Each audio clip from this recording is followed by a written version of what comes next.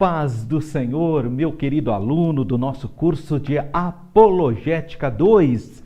Chegamos na lição de número 3, uma lição muito importante. Se você quiser me acompanhar, página de número 31 aí do seu livro. É a Família Internacional, só que esse é o novo nome, um nome bonito, né? Família Internacional. Se você entrar no site da Família Internacional, você vai ficar admirado.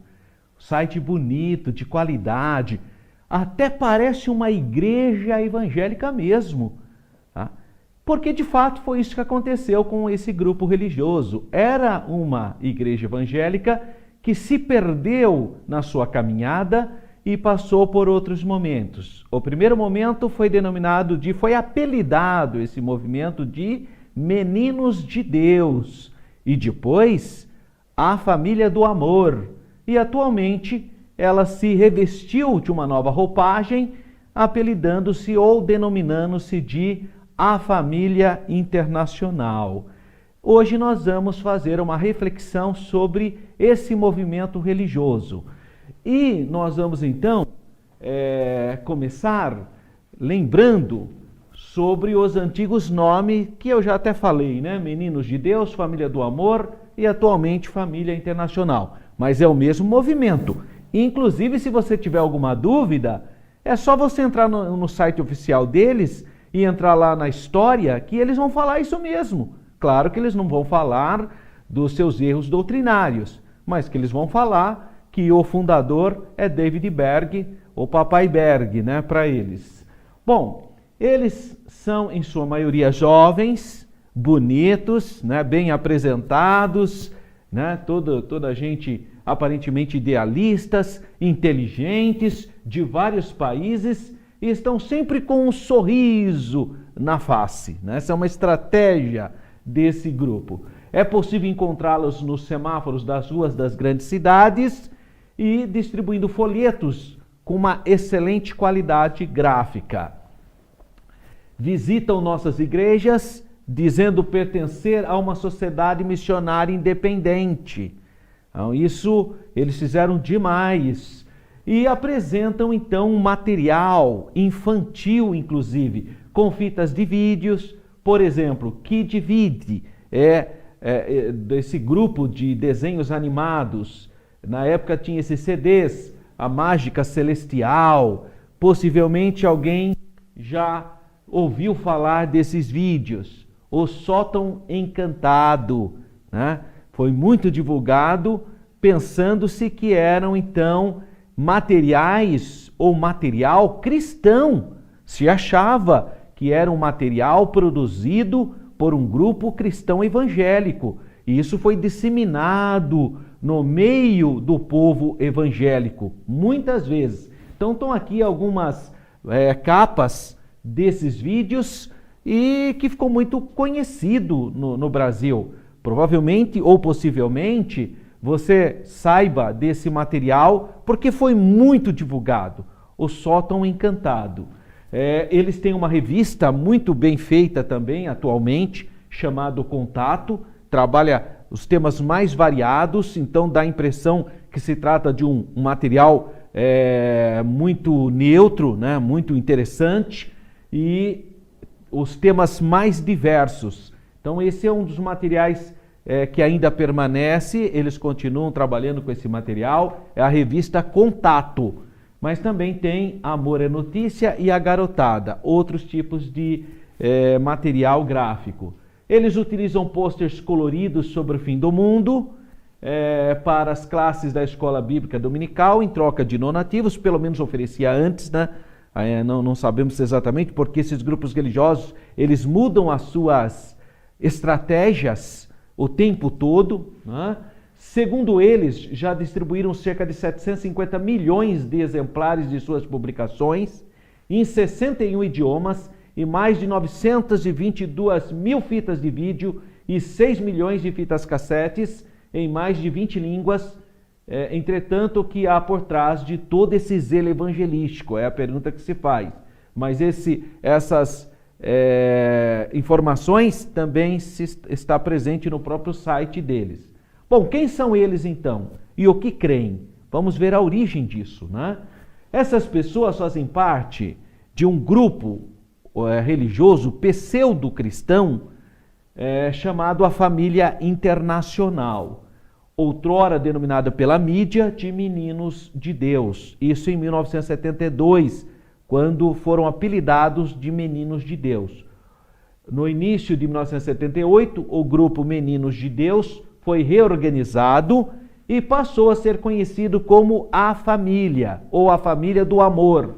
E, atualmente, então, a AFI, que seria, então, a Família Internacional, a AFI. Bom, vamos conhecer um pouquinho a história, que eu diria a história pornográfica do grupo, né? Seu fundador foi o David Brandenberg. Ele já faleceu, ele faleceu em 1994, mas ele nasceu em 1919. Também conhecido como Moisés David ou Pai David, pelos seus sucessores. Então, está aqui ele já bastante idoso, ele com essa jovem e ele nu aqui, porque ele pregava o amor livre, né? Embora tenha uma história inicial evangélica, infelizmente ele entrou por esse caminho. Não foi só ele, nós temos um outro indivíduo que ficou famoso também na mídia, que foi o Jim Jones. Também iniciou como uma igreja evangélica, a Igreja do Povo, e virou um terrível grupo religioso que levou uma série de pessoas ao suicídio. Então, muitas igrejas surgiram e, infelizmente, elas se aventuraram no mundo da carnalidade, do mundanismo, do pecado e viraram seitas religiosas, grupos religiosos heterodoxos. Isso aconteceu no início da história da igreja, durante toda a história da igreja e atualmente continua acontecendo. Tá? Isso é um fenômeno satânico presente, infelizmente, em toda a história do cristianismo. Os pais de Berg foram proeminentes evangelistas, pessoas de Deus, pessoas cristãs. Eles faziam parte da Igreja Aliança Cristã e Missionária. Em 1945, então basicamente guerra, após eles terem servido o exército, a maior parte do tempo ele se dedicou então ao quartel-general do Batalhão de Engenharia no estado da Virgínia, por problema de consciência. Então, as pessoas que tinham problema de consciência, objeção a pegar arma para matar outro na guerra, embora fosse guerra, todo mundo entendia que era uma situação muito atípica, muito irregular, né? Muito fora do comum, muito extraordinária. Muitos cristãos tinham objeção de consciência. Tá? Então, há um filme muito interessante, Até o Último Homem é o nome do filme, que mostra um soldado que tem problema de consciência em pegar em armas. Então, aonde eles serviam? Eles serviam o exército, mas como médico, enfermeiro, ajudante na alimentação, mas eles não iam, então, na frente para tirar a vida de outra pessoa. Então, isso ocorreu muito no mundo protestante, as objeções de consciência. E era o caso dele, ele tinha objeção, então ele ficou trabalhando internamente, na parte administrativa. O David Berg foi dispensado da tropa por um problema cardíaco, né, do exército. Ele até então seguindo de perto os passos dos pais, ele resolveu então se dedicar ao trabalho da obra de Deus, ao trabalho missionário. Então, na sua juventude, ele era um cristão evangélico, normal, como seus pais. Se dedicou à obra missionária no Valley Farms, né, no Arizona. Ali estabeleceu uma pequena igreja da Aliança Cristã Missionária, que era a mesma denominação dos seus pais, que eram missionários proeminentes. Em 1950, quase 2 anos após pastorear aquela comunidade, surgiram sérias desavenças entre a liderança local e a pregação radical dele, porque ele foi radicalizando na sua mensagem.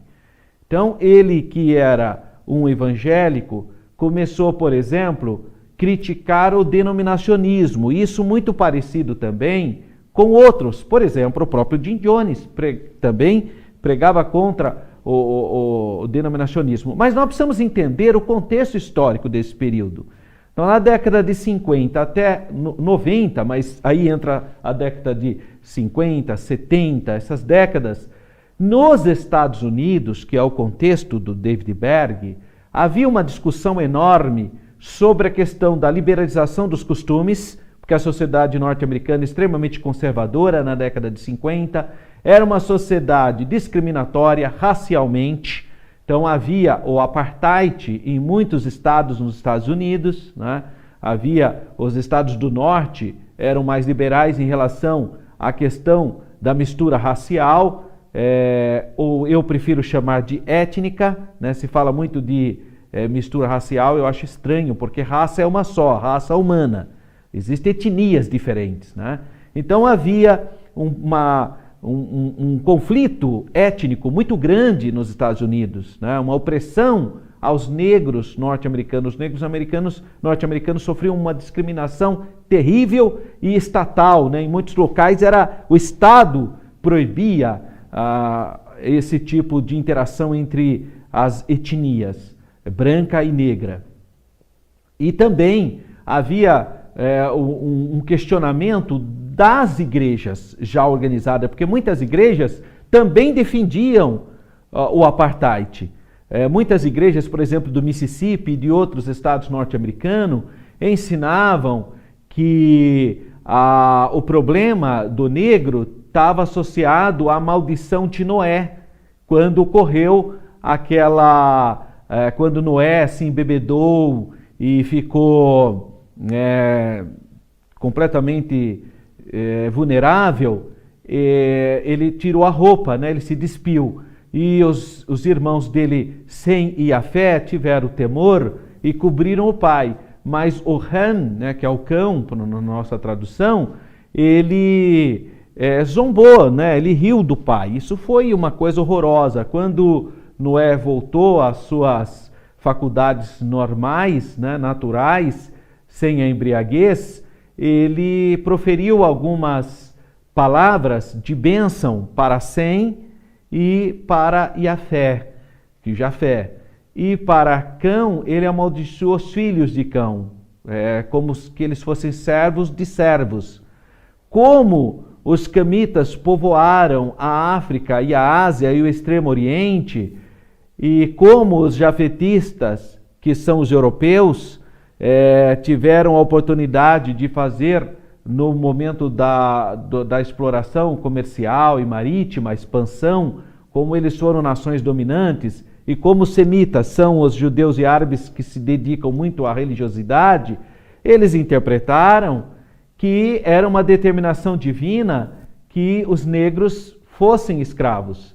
Então eles desenvolveram uma teologia completamente absurda, completamente abusiva, porque em momento algum essas profecias podem sustentar a ideia da escravidão. Ela é absurda, não existe essa possibilidade, até porque quem foi amaldiçoado não foram todos os camitas, teria sido Canaã, que é um filho especificamente de Cão, que são os cananeus. Então não tem jeito de jogar isso para a África.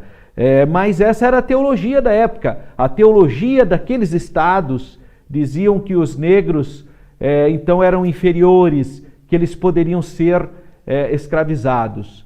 É um absurdo, não se sustenta isso. Chegaram até a questionar por que as culturas africanas não tinham produzido algo importante na história da humanidade. E foram desmascarados porque o Egito é uma nação africana e é um país até hoje, uma cultura, o Egito antigo, uma cultura até hoje admirável.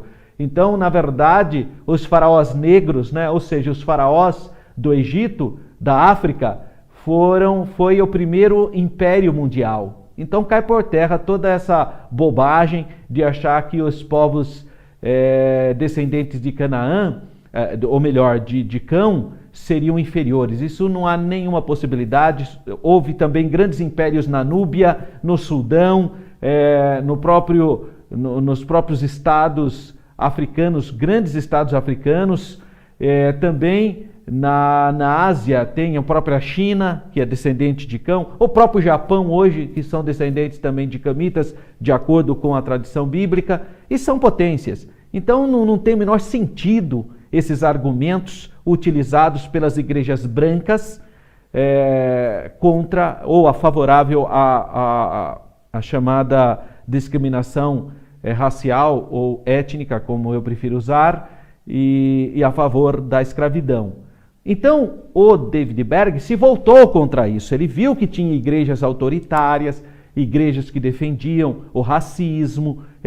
Então, muitos líderes religiosos se revoltaram contra isso. Alguns usaram armas espirituais, orando, lendo a Bíblia, ensinando o povo. Outros usaram armas carnais.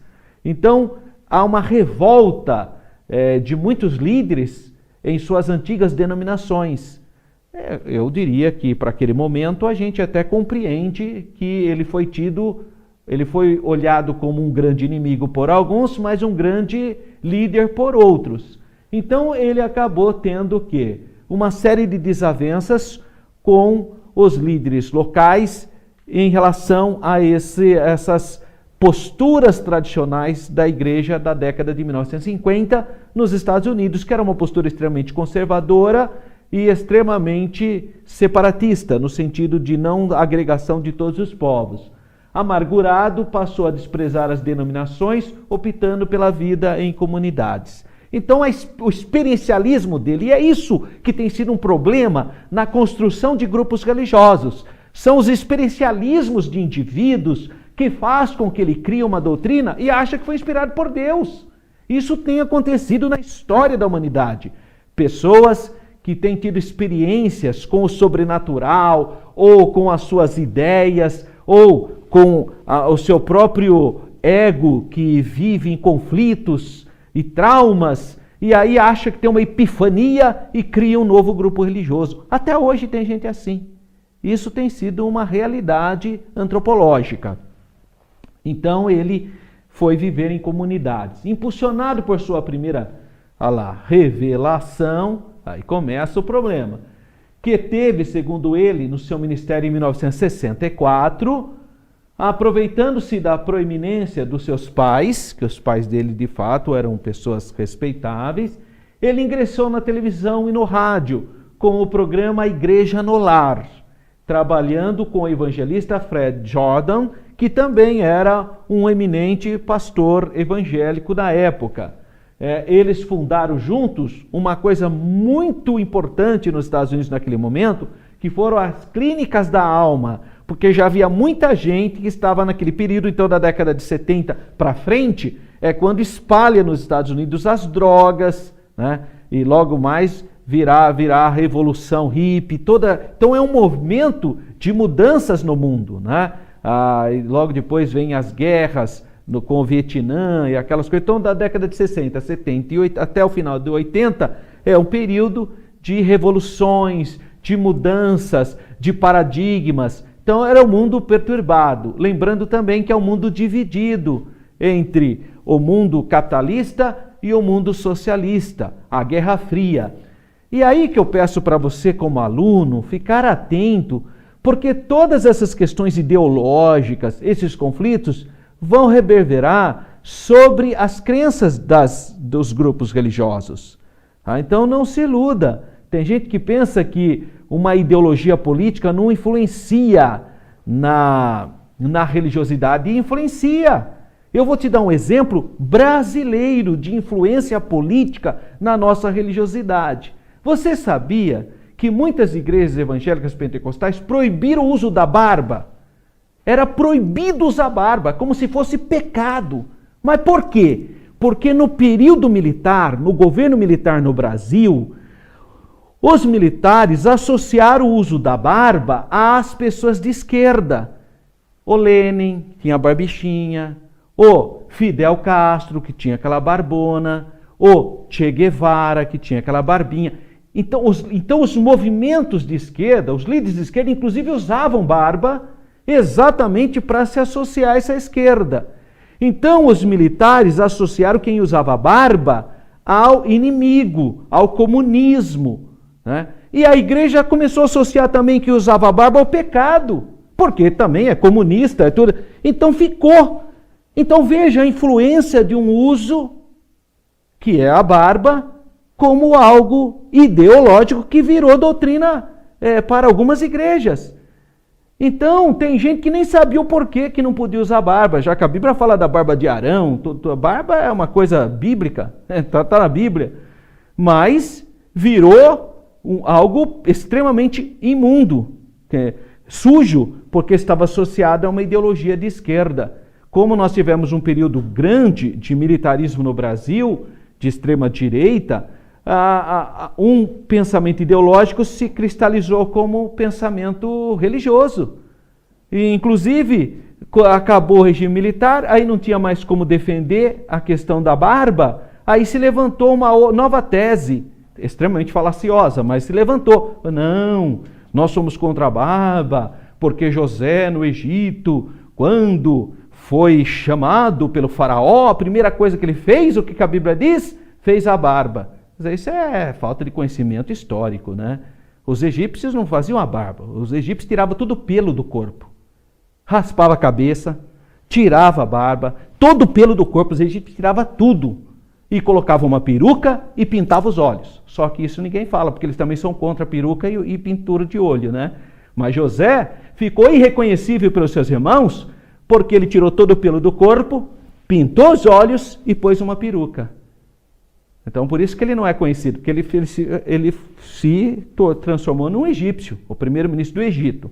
Então, eu só dou esse exemplo para vocês entenderem que elementos revolucionários, processos históricos, influenciam crenças.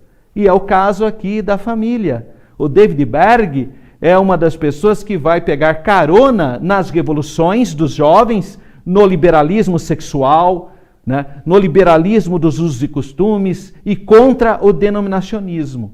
Então ele vai pegar carona nessa onda em uma perspectiva espiritual, tá? Ou numa perspectiva na cabeça dele cristã.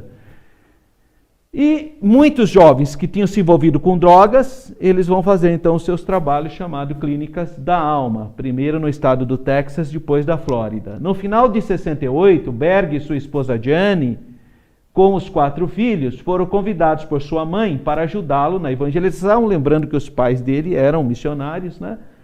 E eles foram convidados para evangelizar os hippies, que estava na moda também naquele momento, em Huntington Beach, na Califórnia, que era a meca da revolução hippie, né?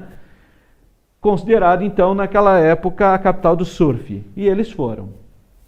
Bom, ali conseguiram um pequeno número de seguidores. No ano de 1968 foi marcado na história por conta dos frenéticos protestos estudantis que fecharam universidades em todo o mundo. Todo mundo sabe dos grandes protestos na França, né, em Paris e no mundo inteiro, que era também uma revolta. Ali você tem que lembrar que tinha as músicas dos Beatles. É um outro mundo, né? Guerra Fria. É um mundo completamente diferente do que a gente está vendo hoje, né? Liberação de drogas, liberação sexual, a guerra contra os usos e costumes, a guerra interracial, tudo isso estava girando, era um caldeirão fomentado por todos esses elementos. Severos protestos contra a religião organizada, contra o capitalismo, a estúpida guerra do Vietnã, colocaram então os jovens norte-americanos em uma total decadência. Eis que Beatles, Stones, hippies, uso de drogas como LSD, sexo livre, etc., eram as normas da contracultura. É nesse caldeirão que vai surgir esse líder, David Berg. A mensagem pregada por Berg e a sua hostilidade para com as igrejas encontraram guarida no coração daqueles jovens rebeldes. Eles protestavam na frente das igrejas, né? Por fim, é fundado o grupo Revolução por Jesus. Então ele pegou a onda. É isso que acontece às vezes quando surge o modismo no mundo, tem gente que pega a onda, pega a moda e vai em frente na sua perspectiva.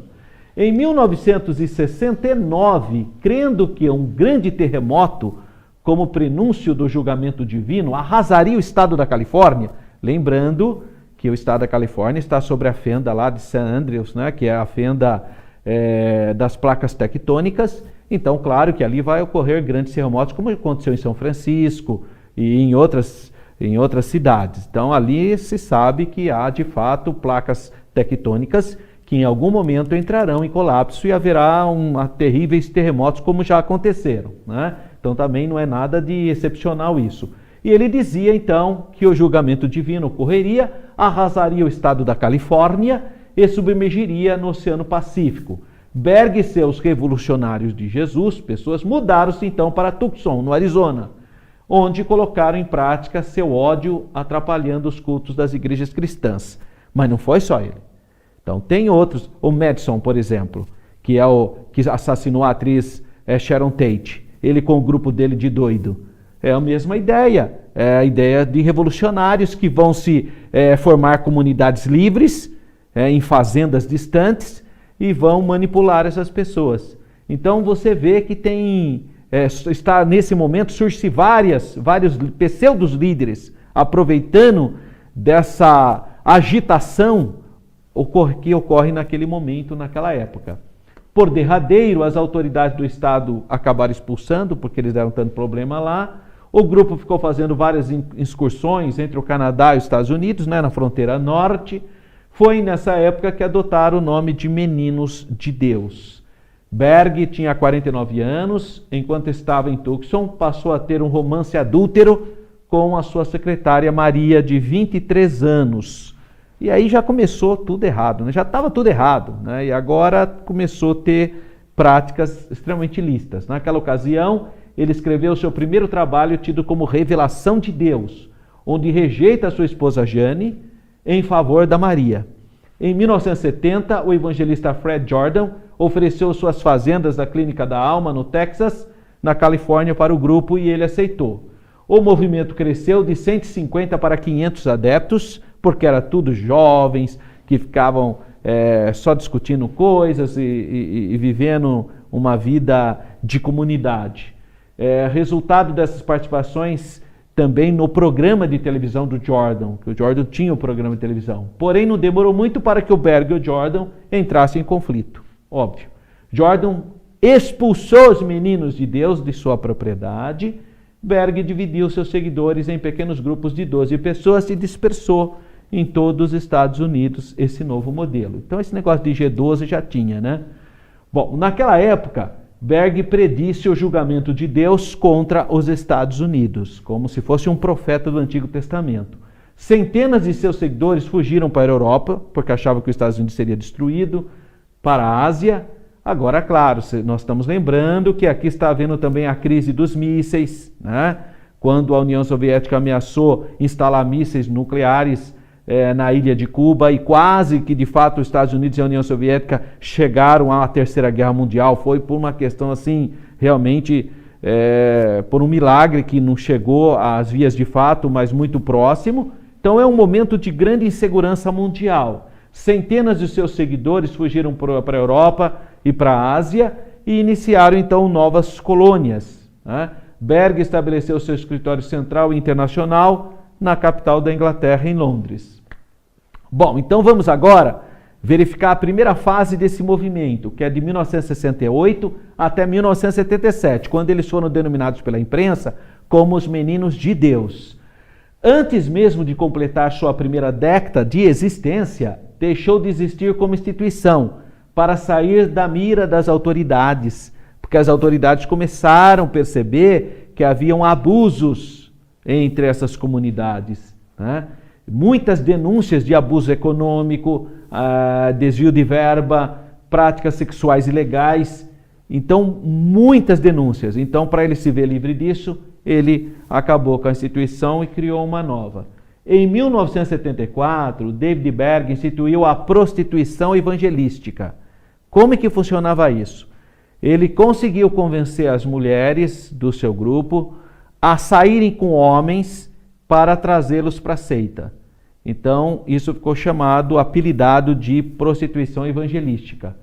Estima-se que cerca de 200 mil pessoas foram evangelizadas através do sexo.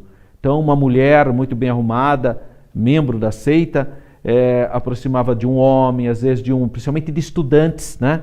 Principalmente dos estudantes, e mantinham relações sexuais e trazia essa pessoa, então, para o movimento. Então, foi através do sexo.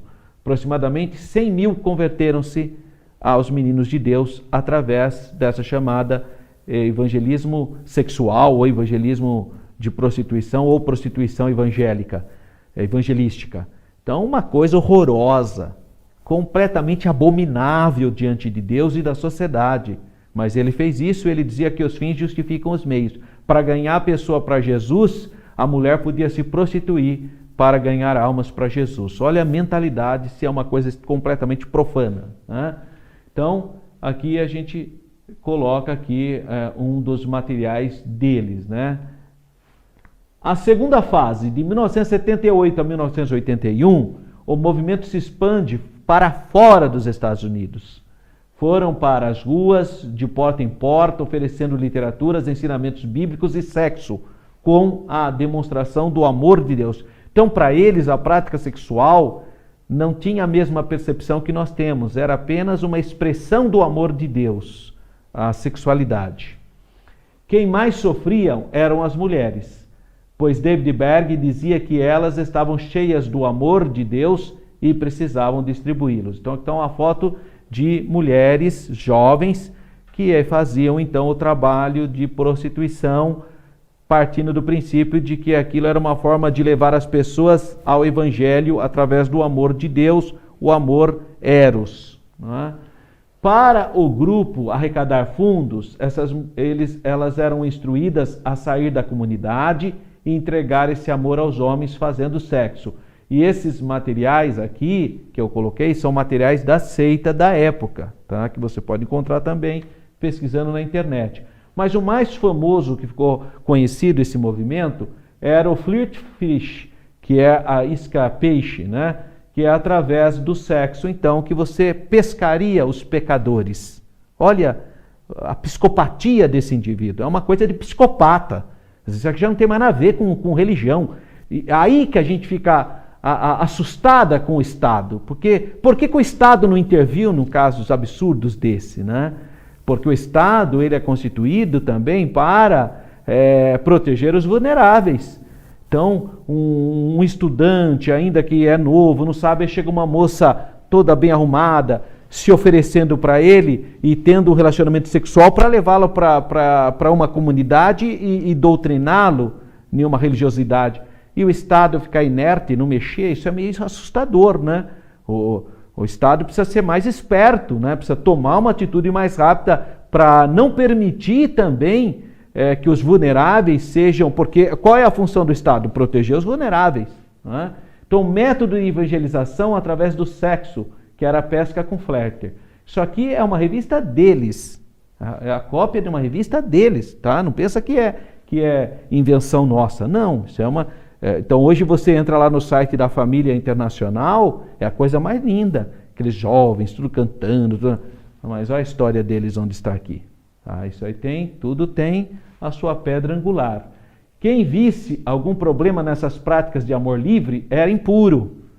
Então ele falava, para o impuro tudo é impuro, para o limpo tudo é limpo. Então sexo para levar as pessoas para Jesus, para o impuro é impuro, mas para o puro isso é puro. É isso que ele conseguia mudar a cabeça das pessoas que tinham algum tipo de problema de consciência. O problema estava naquela pessoa considerada pouco evoluída na percepção do David Berg. Então aqui outra foto do David Berg com mulheres. Isso é material deles, não é material de opositores ou inimigos. Não, é material dos meninos de Deus. Essa prática sexual levou ao nascimento de várias crianças, obviamente, nós estamos falando da década de 60, de 70, de 80, pois as mulheres evangelizadoras do movimento acabaram por engravidar, como resultado de seu empenho evangelístico. Os bebês gerados nessas condições são chamados pelos membros do grupo de bebês de Jesus, porque se ele estava fazendo ou evangelização, se estava ganhando pessoas para o reino de Deus, se ela ficasse grávida, aquele bebê era um bebê de Jesus. Olha só que a psicopatia vai além. Né? E o que nos chama a atenção é que você fala assim, mas como que uma pessoa não vê? Não vê. Quando a pessoa passa por um processo de lavagem cerebral, ele é igual um passarinho. Se um passarinho ficar em uma gaiola, tadinho, se ele for criar dentro da gaiola, não adianta você querer soltar, ele vai morrer. Não adianta. Ele só vive dentro da gaiola, porque o mundo dele é a gaiola. Não adianta você pegar... para ele voltar a ter uma vida livre, você tem que fazer todo um processo. O que faz o IBAMA, né? Então, fica um tempo, às vezes fica anos em um cercado maior, aí em um cercado maior, até ele entender como é que vive na selva. Porque senão ele morre.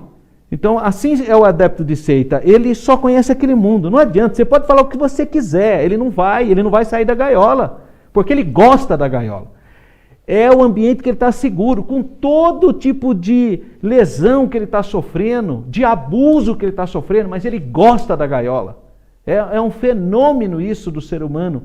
Parece aquela chamada síndrome de Copenhague, né? Quando a pessoa acaba sendo amigo do sequestrador.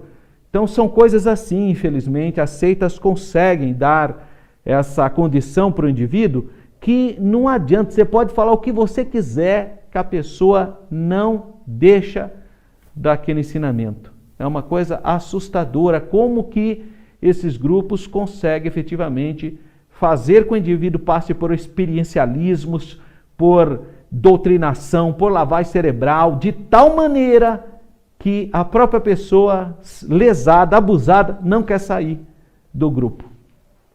Então, bebês gerados nessas condições são chamados pelos membros dessa seita, desse grupo de bebês de Jesus, e infelizmente existem hoje depoimentos gravados desses bebês de Jesus, que já estão adultos, falando que eles eram tão abusados como crianças. Então a prática de pedofilia dentro desse movimento era uma constante, porque eles achavam que a sexualidade era uma expressão de comunhão, de amor de Deus, e isso era livre entre adulto, criança. É uma coisa horrorosa.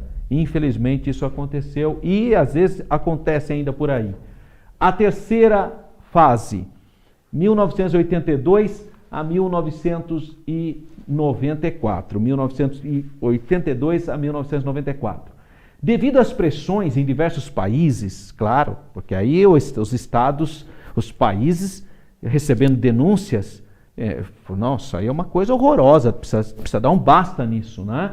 Então, devido às pressões, aí o que fez o grupo religioso, a seita, passou a posicionar-se oficialmente contra as relações sexuais entre adultos e crianças, ou contra a pedofilia. Aí eles passaram a ser contra. Vocês sabem que, infelizmente, a questão da pedofilia é um caso seríssimo e que existe mercado para esse lixo, para esse crime no mundo. Então, muita gente que se converteu a esse tipo de grupo era pedófilo. E ele viu que lá ele poderia se sustentar os seus vícios, os seus traumas, através dessa coisa horrorosa que era justificado como algo do amor divino. Mas quando os estados viram que isso era um absurdo, uma aberração, então eles foram obrigados a apresentar a nota oficial. Mas é só oficial, só para inglês ver. Então apresentou oficialmente, falou que não, eles eram contra, mas interno continuava ainda. E isso nós temos um monte de testemunhas de pessoas que gravaram depoimentos dizendo que isso era só para as autoridades acharem que eles eram contra. Muitas publicações do grupo dessa seita incentivavam a pedofilia e afirmava qual a maneira correta da criança se envolver sexualmente. Inclusive ensinava como que uma criança poderia se envolver sexualmente. Então, devido às muitas polêmicas, a maioria dos seus adeptos mudaram para o hemisfério sul. Por que hemisfério sul? Nós estamos falando, então, pessoas na Inglaterra, na França, nos Estados Unidos, Canadá, países que o Estado é forte, que o Estado intervém. Então, eles fugiram. Para onde? Adivinha? Brasil, Peru, Bolívia, Argentina. Que a hora que o Estado percebia o problema, já era tarde demais. Né? Então, eles fugiram para o hemisfério sul. Países da Ásia, né, também. Membros dedicados em tempo integral na área da música e muito material voltado para a evangelização das crianças começaram então a ser feito. E finalmente então, basicamente, a quarta fase, que é de 1995 a 2003. Em 1994, o fundador da seita David Berg morreu. Tá? Ele morreu em 1994. Esse fato marca então a abertura do movimento. Com a morte de Berg, a sua viúva, Karen Zerbe, assumiu a liderança do grupo. Karen Zerbe. Karen Zerbe é a atual líder do grupo. Atualmente, se você entrar lá no site oficial da AFI, né, a Família Internacional, você vai ver essa foto dela toda bonitona aqui, ó. Mas você vai encontrar outras fotos delas também, porque ela é antiga no grupo. Ela é da época da pedofilia, ela é da época da sexualidade explícita. Tá? Então a Karen Zerbe é a atual líder do grupo. Mudou o seu nome legalmente para Catarina Rihanna Smith, em 1997. E usa os pseudônimos Maria Davi, Maria Berg, Maria Fontaine, Mamãe Maria e Rainha Maria. Tá? É essa senhora aqui. A Karen Zerbe se juntou ao grupo na época chamada Teens for Christus, os adolescentes de Jesus, em 1969. Depois de se tornar secretária particular de David Berg, o fundador do grupo, teve início um relacionamento entre ambos. Berg deixou a sua primeira esposa, a Jane, e se uniu a ela, a Maria. É ela, a secretária. Tá? Após deixar sua esposa, Jane Miller, Berg contou ao grupo a respeito de uma profecia chamada A Nova Igreja e a Velha Igreja, o que foi vista por membros do movimento como uma justificativa para as ações. Então, para ele dizer que agora ia começar uma nova igreja, ele precisava também de uma nova esposa. Né? É assim que funcionam os falsos profetas. Eles são especialistas em justificar. O Mormon era assim, o líder Mormon também foi assim, Joseph Smith. Joseph Smith era casado com Emma Smith, o líder da igreja Mormon, o fundador, o pai da igreja Mormon. Ele era casado com Emma Smith, só que ele era muito mulherengo. Então ele vivia tendo caso com outras mulheres. A Emma Smith descobriu e quis separar dele. Sabe o que ele fez? Profetizou para ela: Emma, Emma, Emma, minha serva. Se eu quero dar outras mulheres para o meu servo, o que você tem com isso? Olha, diz que o Espírito Santo usou ele. Eu até brinco, né, quando eu falo com meus alunos, né? O pior é que a Emma aceitou. Isso que é pior, né? O pior é isso, porque tudo bem, dele ser um falso profeta, todo mundo já sabia, mas o duro a Emma aceitar isso. Por isso que eu falei, deve ser Emma, deve ser Anta, né? Anta, né? Não Emma, né? Porque é assustador essas coisas. Por isso que a gente usa um pouco de ironia e de humor, porque é tão absurdo, essas histórias são tão absurdas, mas são essas coisas que acontecem nesses grupos. E os adeptos não acreditam. Eles não acreditam, eles acham que o que nós estamos fazendo são ataques do inimigo, é invenção, né, do adversário. Então é fácil, teoricamente, não seria mais honesto eles mesmos investigar isso por conta própria? Não precisa assistir uma fita dessa. Eles que pesquisam, façam a pesquisa, isso é história. Tem documentos fartos sobre esses assuntos. Aliás, o Joseph Smith foi morto, ele é apresentado como mártir, ele foi martirizado, ele não foi martirizado. Ele foi assassinado porque mexeu com a mulher de homens que ficaram revoltados e assassinaram ele. Ele foi assassinado por causa disso. Não foi porque ele é um mártir da igreja, coisa nenhuma. Tá? E, infelizmente, o David Berg usa o mesmo modus operandi. Né? Se põe como profeta de Deus para justificar o adultério dele, porque isso é adultério o que ele fez. Em 1975, enquanto vivia na Espanha com a Karen, teve um filho, que muita gente fala que não era filho dele não, que era só filho dela, porque ela também ela tem esse problema. Já que em um grupo que as pessoas têm liberdade sexual, ela também gostava de contribuir com o amor, né, dela.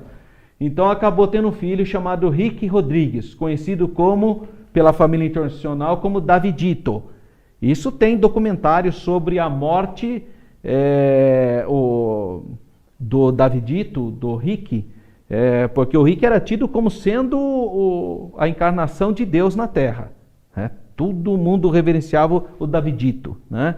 E no final das contas ele suicidou devido a toda essa situação. O que você queria ser quando crescesse? Músico? Programador? Cozinheiro? Cientista? Um teólogo?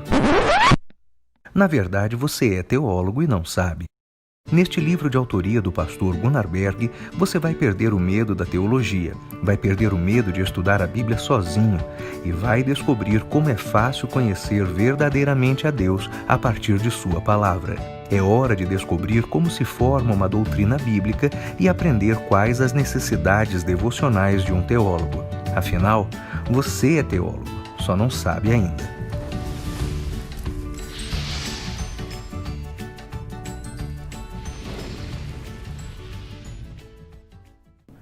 O Rick Rodrigues, então, o Davidito, apesar de não ser filho biológico de David Berg, era tido como um filho adotivo por ele. Ele adotou, ele acolheu como se fosse filho dele, mas não era. Era filho da mulher dele, mas não dele.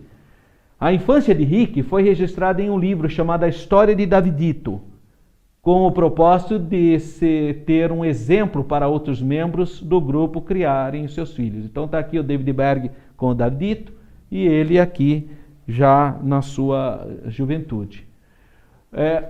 O livro é polêmico. Em janeiro de 2005, o filho de Zerbe, o Rick, o Davidito, assassinou a ex-membro do grupo chamado Angela Smith, que havia se envolvido com a sua criação e numa ocasião foi secretária executiva de Zerbe. Provavelmente essa membro deve ter abusado dele na infância. Horas depois, Rick cometeu suicídio e gravou um vídeo, inclusive. Isso ficou notório em todos os Estados Unidos. Você pode encontrar isso, inclusive, em um programa de televisão que, se não me engano, é do canal Pago, aquele que fala sobre investigação de crimes, Discovery Investigation, se não me engano. Passa essas questões. Eu já assisti lá a história do Davidito, tá? Como um dos crimes do século, né? A Karen Zerbe, ao assumir a liderança espiritual do grupo, casou-se com um antigo parceiro que já era a pessoa que ela já mantinha um certo relacionamento, chamado Stephen Douglas Kelly, que mudou o nome para Christopher Smith e é conhecido no grupo como Peter Amsterdam ou Rei Peter. Essa foto aqui você encontra no próprio site da Família Internacional hoje. Tá? Essa é antigamente e essa é mais recente. Um elemento comum na história da Família Internacional é a aversão à fiscalização governamental e um extremo sigilo a respeito da liderança das finanças. Recentemente, Stephen Kelly tem levado fotografias de Karen Zerbe consigo em suas viagens para mostrar aos membros do grupo, uma vez que a maioria nunca havia visto uma foto da sua líder espiritual. Nunca tinham visto. Apesar de agora a maioria dos membros já terem visto fotos ou filmagens de Karen Zerbe, ela fez uma filmagem, por exemplo, no Natal, desejando o Natal para as pessoas. Suas identidades e localização ainda são fortemente resguardadas por membros que vivem próximos deles, né? São pessoas então que ficam ali escondidinhas. Essa é uma foto oficial deles. A Karen Zerbe e o Stephen Kelly, mais conhecido por pseudônimos Maria Fontaine e Peter Amsterdam, são os diretores da Família Internacional. Esse é o site da Família Internacional e eles se apresentam como um casal cristão, tudo, mas a história deles é uma história escabrosa, absurda, criminosa, mas é apresentado hoje como servos de Deus, né? Então a gente precisa estar com o olho aberto. Em 1995, a família adotou um estatuto que codifica as crenças, os direitos e os deveres dos membros da família. Juntamente com nossa declaração de crenças, tá lá, se você acessar o site deles, está lá a nossa declaração de crenças, o Estatuto da Família define os mais importantes princípios, metas e crenças do movimento. Então essa é a declaração deles, tá? Codifica a administração. E isso está no site deles, no site oficial deles. Bom, a quinta fase, que é a atual, né, de 2004 até hoje, já com a morte do Berg há muito tempo, né? A partir de 2004, então, o grupo religioso assumiu uma nova nomenclatura, Família Internacional. Ela precisava de uma nova roupa. Críticos hoje da família, pessoas que participaram do movimento Meninos de Deus e continuam nesse mundo, se você entrar na internet e fazer uma pesquisa, existe crítica dizendo que a família ficou careta, não é mais como antigamente, não tem mais o sexo livre, não tem mais. Então tem muitas críticas ao movimento hoje, porque segundo esses ex-adeptos, a seita encaretou-se. Na perspectiva dele. O que significa encaretar? É que a seita teria deixado as práticas sexuais ilícitas e livres, como tinha em todas as fases quase do movimento. Segundo a declaração do site do grupo, até 2007, os membros da família levaram a mensagem do Evangelho a mais de 287 milhões de pessoas. Na cabeça deles, Toda essa estratégias absurdas era a mensagem do Evangelho. Mais de 32 milhões oraram com os nossos integrantes para receber o amor e a salvação de Deus. Isso está escrito no site deles. Tá?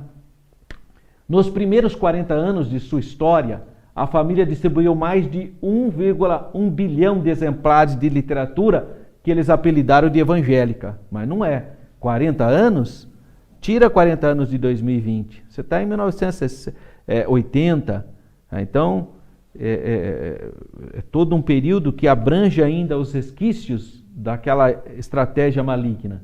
61 idiomas, mais de 2,2 milhões de cópias de vídeos e produziu e distribuiu em 20 idiomas mais de 12,8 milhões de cópias de produções de áudio em fitas cassetes, CDs e DVDs.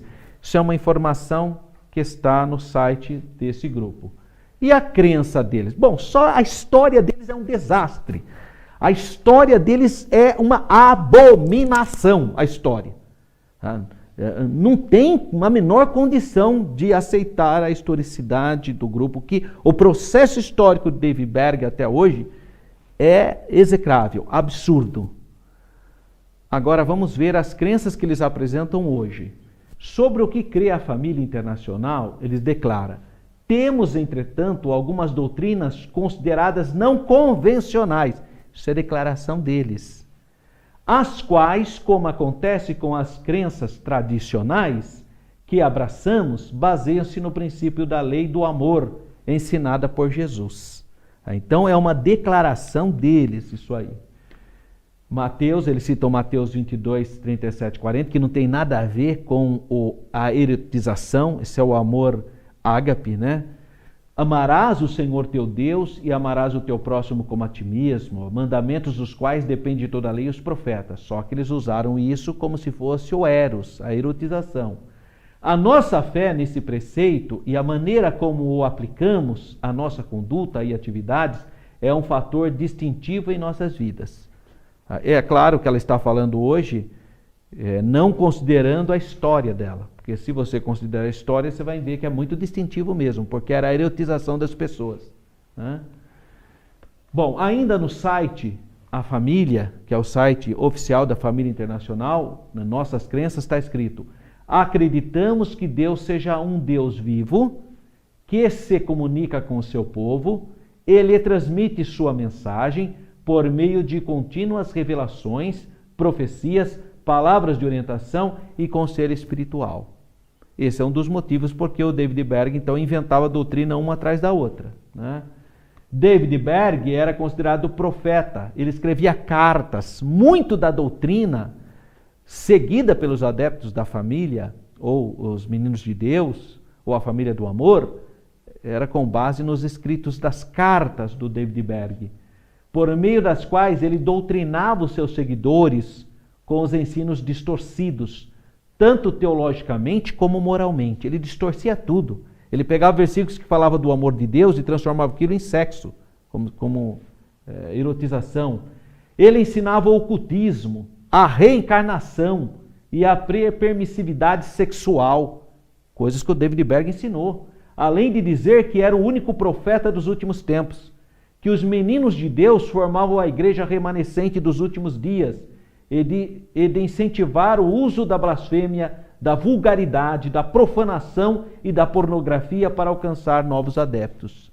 Então, essa é a história desse movimento que hoje está todo bonitinho lá, travestido como se fosse uma igreja cristã autêntica. Infelizmente. Embora acreditemos firmemente que a salvação seja eterna e que não possa ser perdida. Essa é uma declaração da crença da família. Diz assim, acreditamos firmemente que a salvação seja eterna e que não possa ser perdida. Independentemente de nossas ações, podemos nos afastar, obviamente, de Deus quando nossos atos não estiverem em conformidade com os seus mandamentos de amar a Deus e os outros. Então, eles acreditam que a salvação seja eterna e que não possa ser perdida. Em outras palavras, uma vez salvo, salvo para sempre. Né? Sobre a vida após a morte, declara a Família Internacional: não entendemos que todos que morrem sem receber Jesus como Salvador automaticamente sejam lançados ao inferno. lugar de desolação e sofrimento, nem que jamais poderão receber a salvação e ser remidos. Acreditamos que Deus, em seu amor, continua a amar as pessoas que morrem sem serem salvas e que continua procurando levá-las ao conhecimento da verdade. Quer dizer, em outras palavras, então nem precisava Jesus ter morrido na cruz, né? Então não tem o menor sentido, né? Porque mesmo se você morrer sem salvação, você vai ser salvo, então não tem nenhum sentido a obra expiatória de Jesus, né? Sobre anjos e crentes que já faleceram, olha o pensamento dela. Acreditamos que, além dos anjos, os espíritos de crentes falecidos recebem de Deus poder para ministrar e levar suas mensagens ao seu povo. Você acha que isso aqui é uma declaração de uma igreja evangélica bíblica? Em hipótese alguma. Paulo fala que nem se um anjo do céu vos pregasse outro evangelho, Gálatas 1:8, considere-se maldito, está amaldiçoado. Agora ele vem falar que até crente que já morreu pode vir trazer mensagem, pode ministrar mensagem. Isso é espiritismo, irmão. Isso aqui é invocação a espíritos. Isso não tem nada a ver com uma igreja cristã evangélica.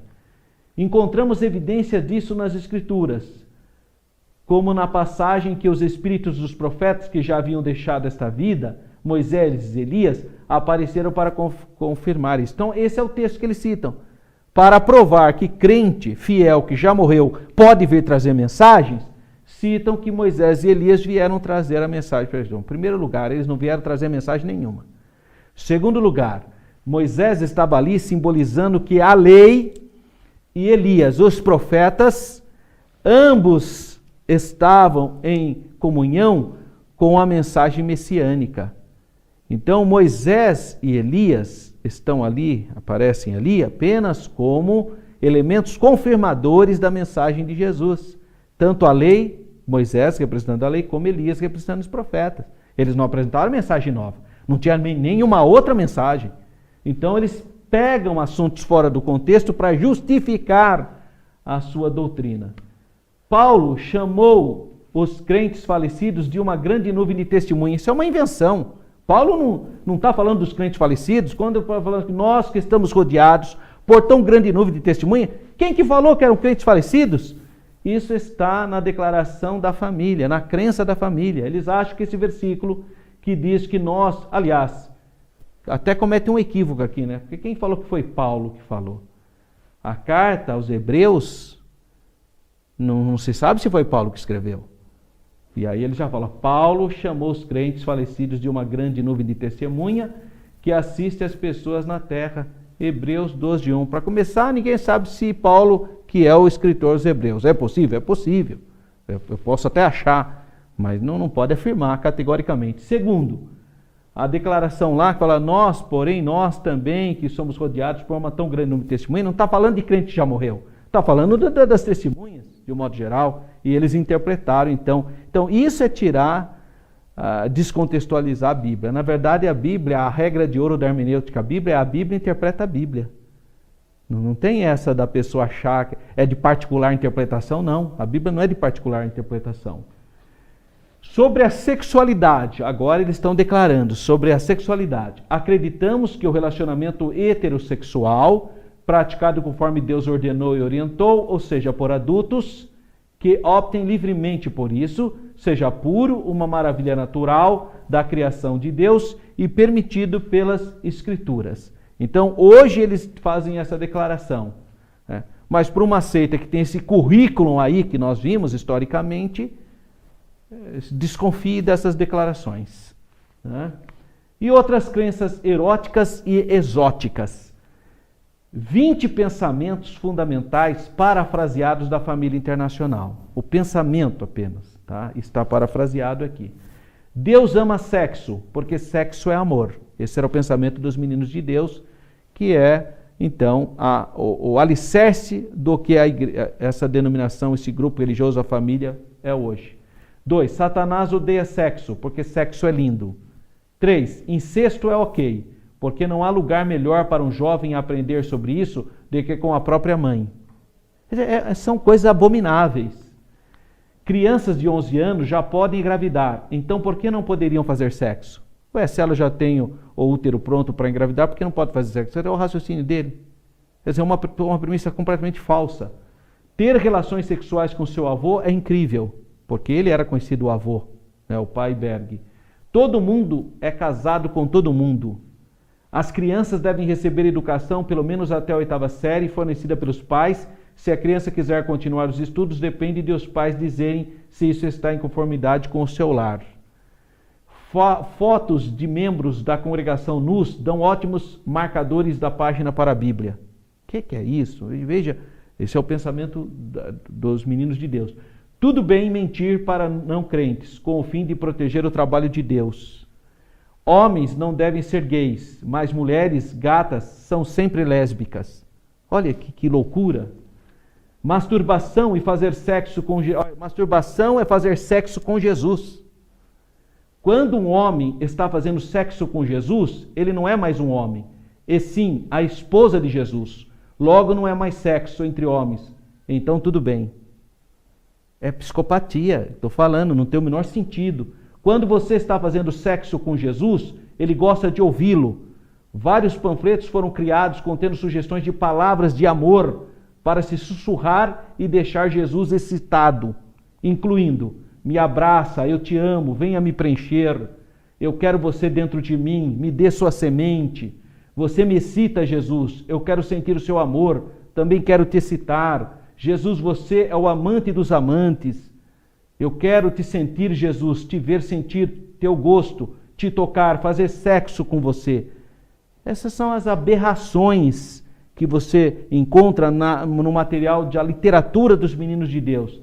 Tenho que ter nos meus braços, tenho que sentir teu corpo nu pressionando o meu. Então são essas as declarações que eles orientam. 3. Não é muito cristão dizer palavras torpes, mas tudo bem dizer isso de vez em quando, porque de acordo com as instruções do Senhor, elas são claras. Só não saia falando isso toda hora. Quer dizer, falar alguma palavra torpe não tem problema, você não pode falar sempre. Não, Jesus falou diferente. Jesus falou que a gente fala do que o coração está cheio. Então não tem escapou. Se você falou uma palavra torpe, não escapou, estava no seu coração. Você precisa ser lavado pelo sangue de Jesus. Tá? Então é algo assim realmente abominável. As profecias de Jesus são chamadas sementes douradas. E um bom jeito de recebê-las é tendo relações sexuais. Jesus devia ter voltado em 1993. E se ele só não voltou nessa época, foi porque queria dar mais tempo para a família crescer. Estupro é uma oportunidade de testemunhar para o seu estuprador. E a garota deveria se oferecer de qualquer maneira, porque fazer sexo é uma boa maneira de converter pessoas para a família. Chaves para o reino são palavras poderosas que podem ser usadas para dar um efeito extra durante as orações. Essas chaves também são ovnis de poder que se transformam em espadas para lutar contra demônios. Deus permitiu que os 11 de setembro acontecesse na prostituta América, porque as torres representam a ignorância dos gordos, preguiçosos e ricos. O que é isso? Sabe, é umas coisas assim sem... Hitler estava no caminho certo, mas não fez o suficiente, porque judeus são demônios subhumanos e o holocausto nunca aconteceu. Então nega o holocausto. O paraíso é, na verdade, uma cidade espacial, que existe dentro de uma pirâmide que mede 2.400 metros de altura e de largura. E essa pirâmide está viajando pelo espaço para chegar à Terra ou escondida dentro da Lua. Essas são nas cartas do David Berg. Basta você pegar, essa maior parte são traduções, né? Tem algumas variações, porque foram escritas em inglês, na sua grande maioria, mas se você verificar o conteúdo da carta dele, você vai encontrar coisas 10 vezes piores a isso. Eu selecionei para você. Teve coisa que eu não pude colocar aqui, tá? Eu selecionei alguma que mesmo assim você viu a grosseria. Mas isso ainda foram selecionadas. Existem declarações tão chula, tão absurda, que eu fiquei com vergonha de falar para vocês. O principal método de comunicação de Berg dentro do grupo eram os muitos panfletos que ele escreveu, as suas cartas.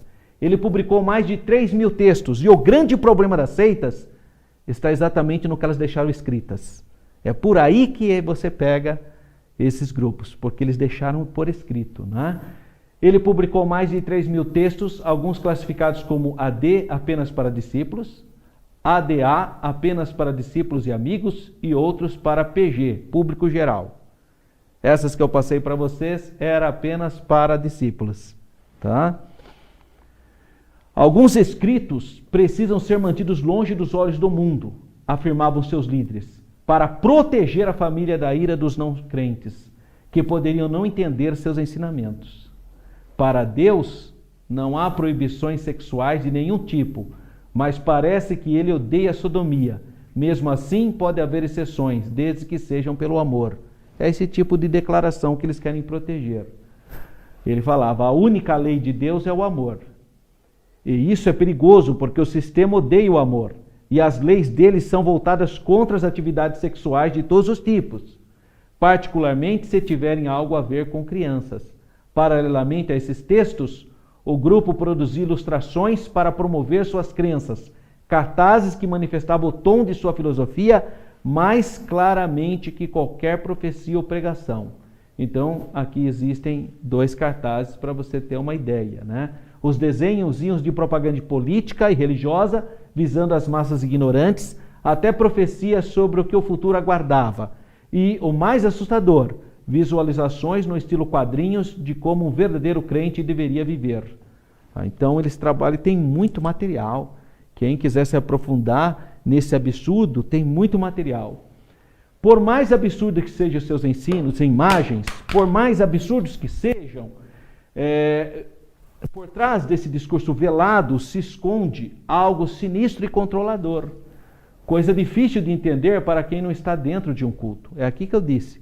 A pessoa que está presa ali dentro, que cresce nesse meio, ela não quer sair. Porque ela não tem a menor possibilidade. Ela vê os outros e o mundo como adversários o tempo todo. Por isso que ele não quer sair daquele ambiente. Um lembrete de que linguagem e imagem são armas, talvez mais usadas para o mal hoje em dia do que a gente pensa. Tá?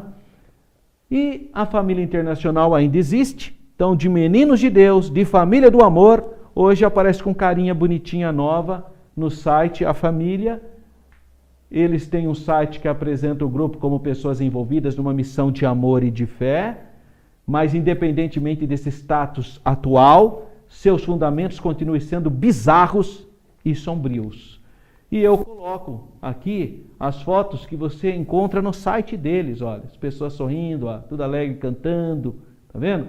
Essas são as fotos que você encontra no site dele. Então nunca a pessoa, coitada, ingênua, que não procura buscar história, nada, que cai, sabe essas pessoas que são simplistas? Tá? Hoje a gente vive nesse mundo de fake news, de informações, a pessoa pega a primeira imagem que pega e já acredita. Então é por isso que engana tanta gente assim. Mas quem estudar um pouquinho a história, o alicerce desse grupo, jamais se filiaria a isso. Eu coloco aqui para vocês todos esses sites, esses links. Eu sugestiono que você assista os depoimentos de pessoas que estiverem envolvidas. São depoimentos de pessoas que estiveram envolvidas, que cresceram nesse mundo, neste universo, nessa cosmovisão ensinada pelo fundador do grupo religioso A Família Internacional, que é o David Berg. Então, eu sugestiono que você copie esses links e assista os depoimentos, porque às vezes a gente falando não dá a dimensão do que você ouvir um depoimento de uma pessoa que vivenciou essa tragédia, tá? Então aí, ó, eu coloquei todos esses links, você pode copiar aí, colar aí no seu computador, anotar, está à sua disposição, para que realmente você tenha, então, um conhecimento mais aprofundado sobre esse ensinamento religioso, tá bem? Que Deus continue abençoando a sua vida. Fique na paz do Senhor.